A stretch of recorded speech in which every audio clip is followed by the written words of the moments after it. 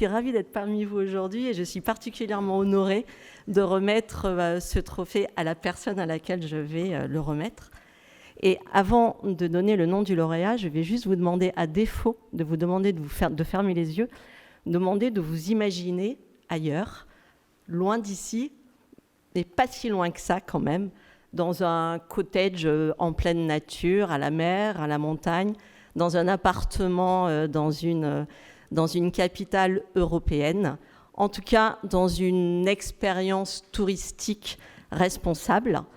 favorisant la proximité, favorisant la découverte des territoires et la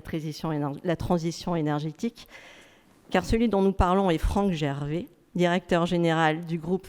Pierre et Vacances Center Parcs depuis janvier 2021. Ce groupe, nous le connaissons tous, leader européen du tourisme de proximité, avec 4 marques, Pierre et Vacances, Center Parcs, Maeva, Adagio, près de 300 sites en Europe, 8 millions de personnes visitant ces sites chaque année grâce à la mobilisation de quelques 12 000 collaborateurs. Je crois que ce sont des chiffres qui parlent d'eux-mêmes. Ce que nous devons garder en tête également, c'est que ce groupe est un rescapé, je crois, sauvé des eaux par une révolution stratégique assez forte, une réinvention, portée par un CODIR combattant emmené par Franck Gervais.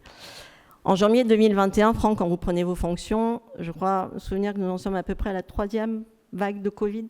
C'est-à-dire que,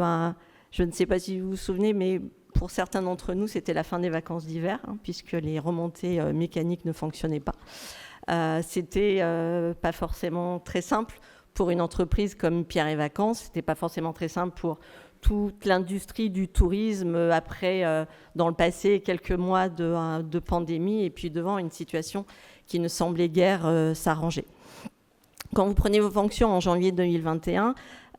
eh bien, vous êtes, je crois, un petit peu seul dans vos bureaux également, Franck, parce que les clubs, les centres sont fermés, parce que beaucoup sont encore en télétravail, et puis peut-être même qu'on était encore en confinement. Bref, quand vous prenez vos fonctions, malgré tout, le groupe ne va pas bien,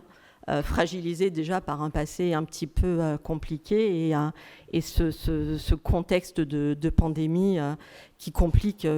les choses. Alors, il faut faire vite, et sous votre impulsion, avec l'appui de votre CODIR, se met en route une modification, une réflexion stratégique forte qui va viser à projeter le groupe jusqu'en 2025, à réinventer son futur et puis surtout à œuvrer pour une restructuration financière et capitalistique en profondeur qui, je crois, s'est terminée en septembre dernier avec l'arrivée de nouveaux actionnaires à la tête du groupe et puis un désendettement massif. Alors aujourd'hui, le groupe va mieux et Mes Vacances vous en remercie,